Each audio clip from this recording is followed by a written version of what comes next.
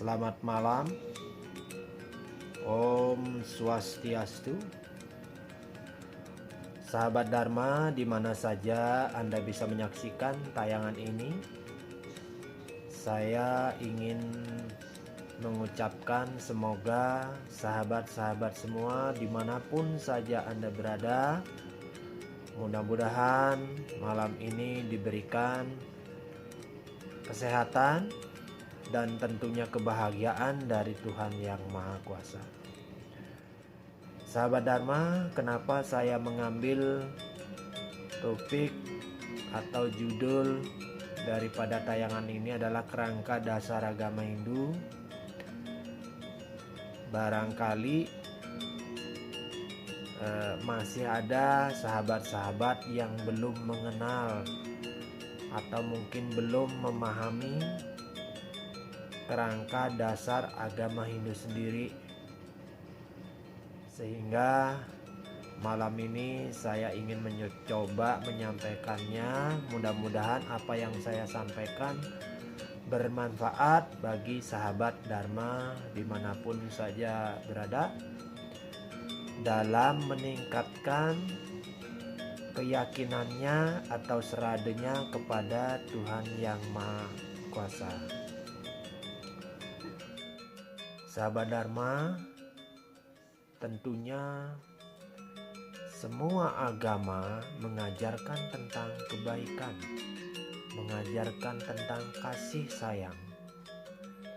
Pun dalam agama Hindu sendiri juga mempunyai tujuan. Apa sih tujuan agama Hindu sendiri?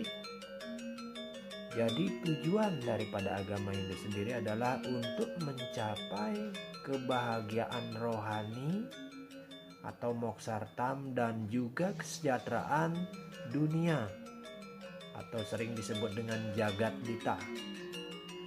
Jadi dalam Weda tujuan ini dikatakan adalah untuk mencapai moksartam jagat dita ya caiti dharma. Kenapa untuk mencapai pembebasan atau moksa dan juga kesejahteraan di dunia jagat dita ini harus berlandaskan dharma? Nah, di sini saya ingin mencoba, saya akan ambil dua sloka saja, barangkali ini ada kaitannya dengan dharma itu sendiri. Jadi sloka ini adalah sloka pendukung daripada kenapa moksartam jagadita itu harus berlandaskan dharma. Dalam Sarasa Muscaya sloka 14 di sana dikatakan, ikang dharma ngaraneu henuning marering swarga ike kadi gatiting prau an henuning banyange nestasing tasik. Jadi kurang lebih artinya yang disebut dharma adalah merupakan jalan untuk pergi ke surga. Sebagai halnya perahu, sesungguhnya merupakan alat bagi pedagang untuk mengarungi lautan. Jadi sloka ini sangat jelas. Jadi orang-orang yang ingin mendapatkan kebahagiaan, ingin mendapatkan pembebasan, tiada lain mereka harus kembali kepada dharma itu sendiri atau kebenaran. Kemudian jelas sekali bahwa untuk mencapai tujuan-tujuan tadi, tujuan-tujuan tersebut, jelas sekali bahwa dharma adalah memegang peranan penting. Jadi bukan harta ataupun tahta yang bisa menyeberangkan kita dalam samudra kehidupan ini, melainkan dharma lah yang bisa kita gunakan untuk menyeberanginya. Lalu dharma yang bagaimana? Yang bisa dijadikan jalan untuk itu. Lebih lanjut dalam Siwa Samhita bab 2 sloka 51 di sana disebutkan samsara sagaram tartum yadicet yoga satnahkah ketua wamasramam karma pala warjam tadayet. Jadi bila para pelaksana yoga berkehendak untuk menyeberangi lautan duniawi, ia harus melaksanakan kewajiban dharma asramanya dengan melepaskan segala hasil kegiatannya. Demikian dikatakan dalam Siwa Samhita. Jadi bagi para pelaksana yoga untuk menyeberangi lautan duniawi ini, ia harus melaksanakan kewajiban dharmanya. Dengan apa? Dengan melaksanakan dharma, dengan melepaskan segala hasil kegiatannya. Nah, kemudian untuk mencapai tujuan-tujuan tersebut, maka ada jalan. Ada 4 jalan yang disebut dengan Catur Marga Yoga. Apa itu Catur Marga Yoga? Yaitu 4 jalan untuk mencapai atau untuk melaksanakan dharma, untuk mencapai pembebasan, moksartam, dan juga kebahagiaan di dunia atau jagadita. Nah, kemudian dengan mempertimbangkan tujuan-tujuan tersebut, maka Hindu menjabarkan menjadi 3 kerangka dasar. 3 kerangka dasar ini tiada lain adalah, pertama, ada yang disebut dengan tatwa. Apa itu tatwa? Tatwa itu adalah filsafat, ajaran atau pengetahuan yang bersumber dari Weda.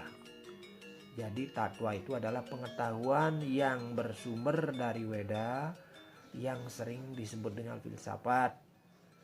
Sumber-sumber tersebut tentu saja ada Sruti atau wahyu yang diterima secara langsung dan juga Smriti.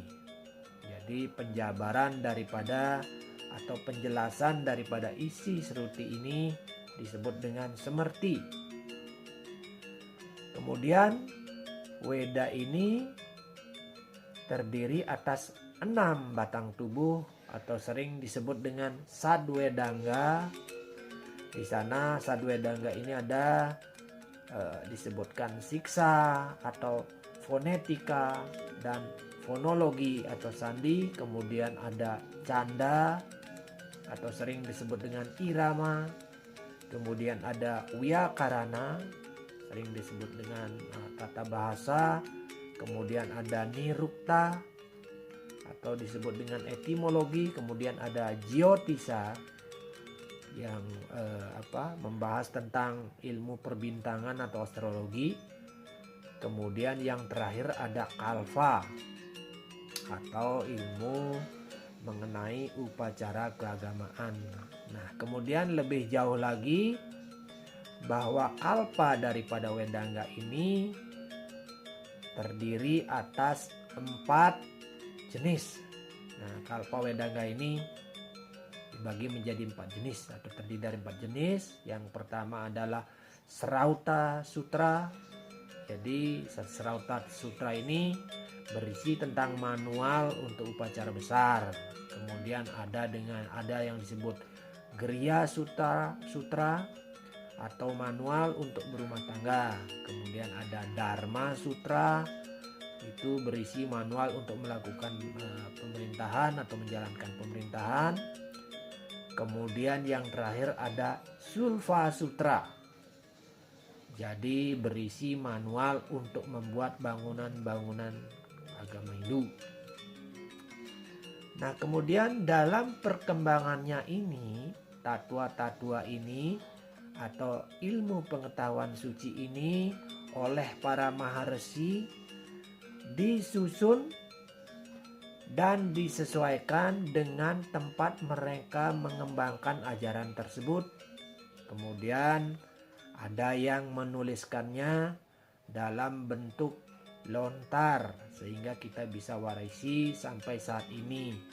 Jadi jelas sekali untuk menjabarkannya dalam lontar-lontar tersebut sumbernya ini jelas dari pengetahuan suci Weda.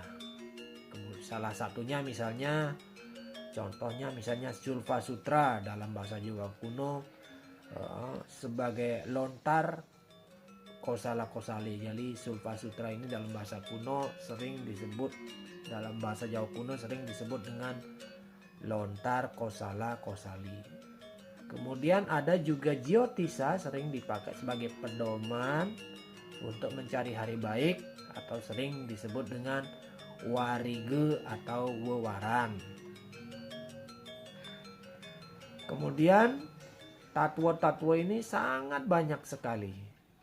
Saya akan kasih contoh misalnya mengenai Pancasrada. Kemudian Pancasrada yaitu berisi tentang keyakinan umat Hindu, ada 5. Jadi panca itu 5, serada itu keyakinan. Jadi ada 5 keyakinan. Nah itu salah satunya. Kemudian ada juga Trihita Karana yang merupakan 3 penyebab dari kebahagiaan. Trihita Karana ini sudah sangat terkenal. Kemudian ada Trikaya Parisuddha. Jadi perbuatan atau 3 perbuatan yang harus dijaga kesuciannya dari perilaku, perkataan, dan pikiran. Kemudian ada juga Catur Purusarta dan lain sebagainya.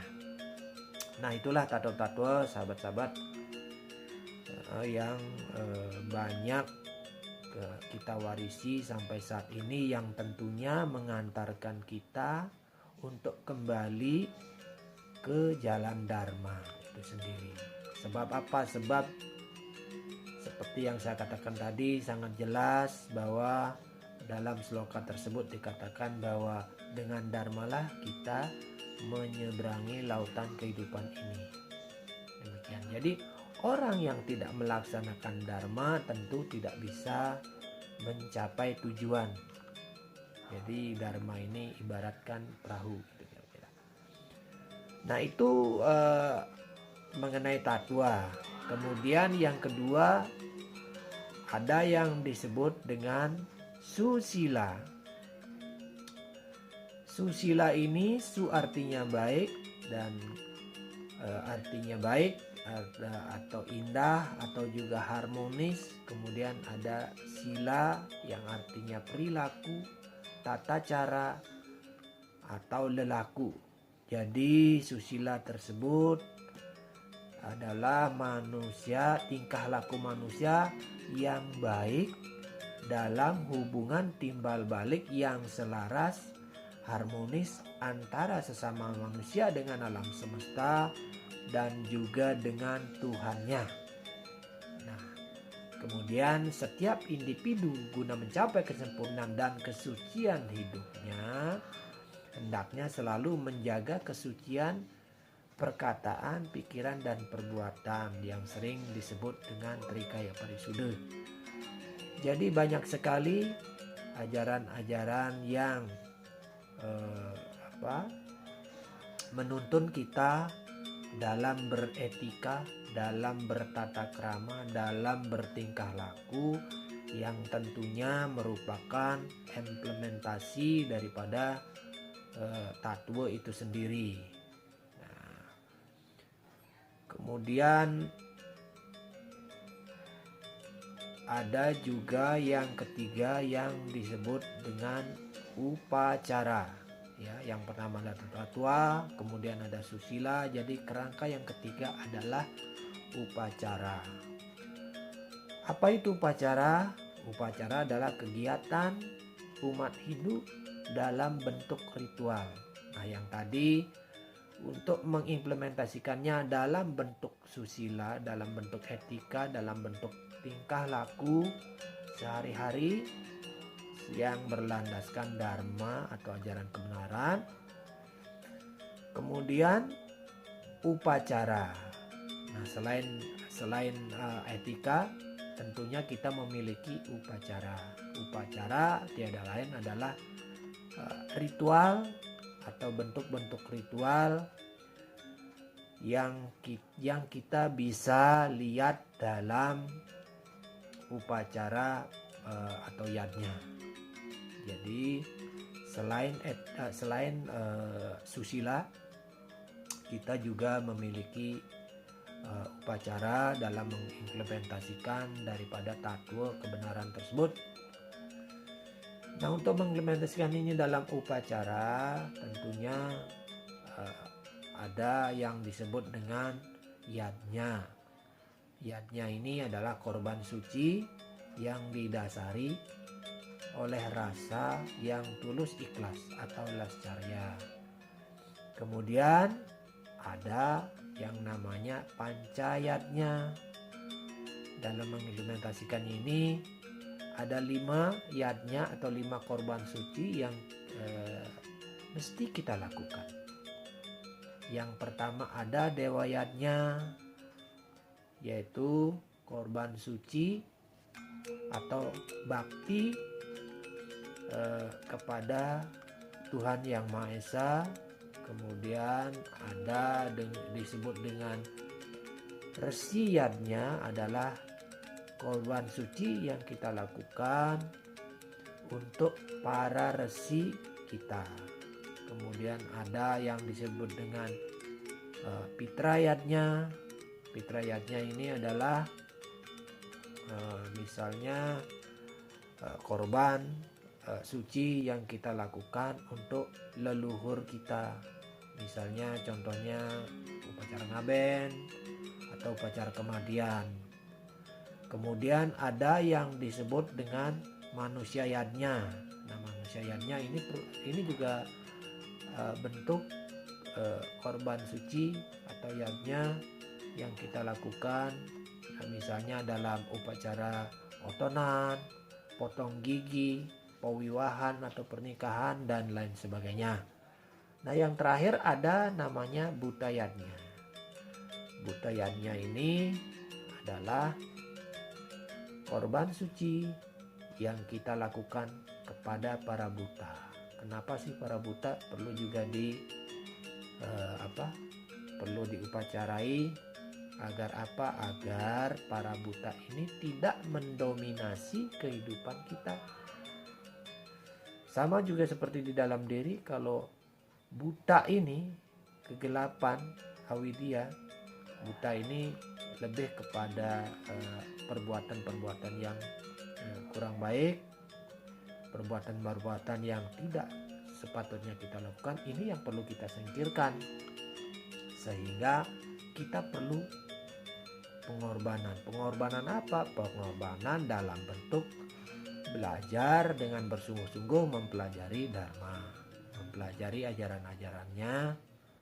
Nah, ini jelas di sini kan kita akan korban waktu, tenaga dan lain sebagainya. Nah, itu. Kemudian dalam melaksanakan puja bakti kepada Tuhan Yang Maha Esa, maka umat Hindu diberikan kebebasan untuk mewujudkan keyakinannya tersebut. Nah, kalau kita berbicara masalah upacara, tentunya kita tidak lepas daripada yantra dan tantra.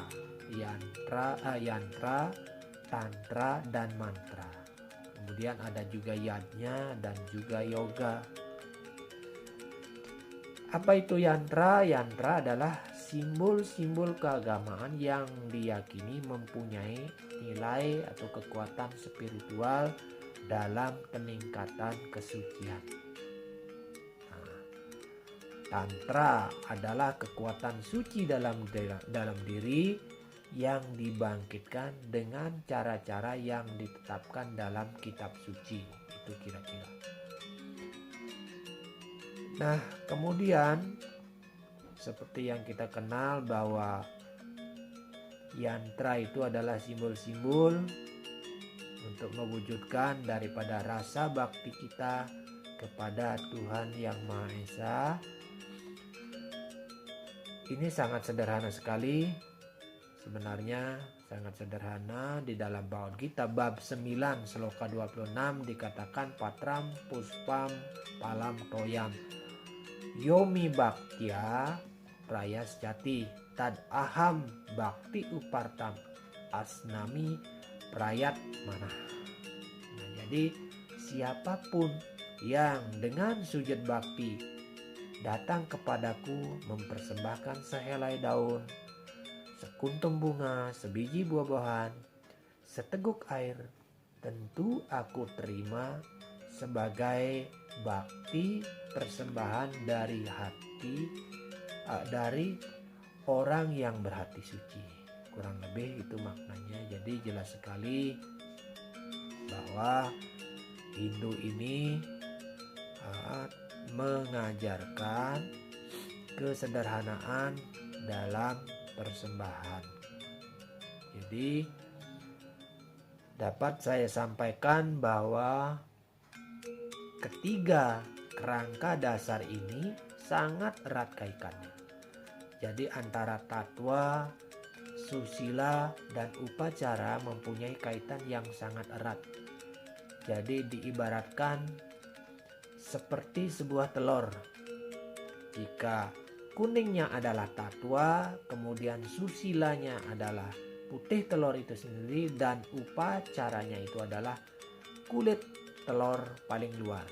Nah, jadi jika salah satunya atau jika salah satu bagian tersebut tidak ada, tentu tidak menjadi telur yang sempurna. Itu kira-kira.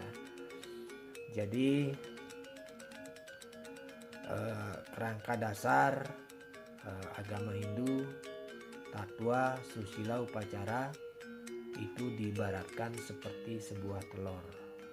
Jadi apabila dalam satu bagian tidak ada, tentunya tidak menjadi telur yang sempurna. Itulah yang mendasari pelaksanaan daripada dharma itu sendiri untuk mencapai tujuan seperti yang saya sebutkan di awal, moksartam jagadita ya caiti dharma. Jadi kurang lebihnya itu yang bisa saya sampaikan. Jadi sebelum saya akhiri, izinkan saya menyampaikan doa. Om Asato Masat Gamaya, Tamasyo Ma Jayatir Gamaya, Mrityor Ma Amrityam Gamaya. Sahabat Dharma, jika sahabat punya saran untuk tayangan video saya kali ini, silakan nanti tulis komennya di kolom description. Mudah-mudahan, saya berharap mudah-mudahan apa yang saya sampaikan bisa memberikan manfaat buat sahabat-sahabat di mana saja Anda berada.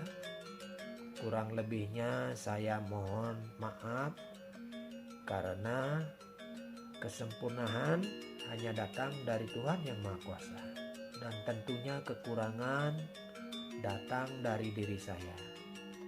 Saya akan selalu membuka diri untuk menerima saran dan kritiknya untuk peningkatan daripada tayangan-tayangan berikutnya. Om Santi Santi.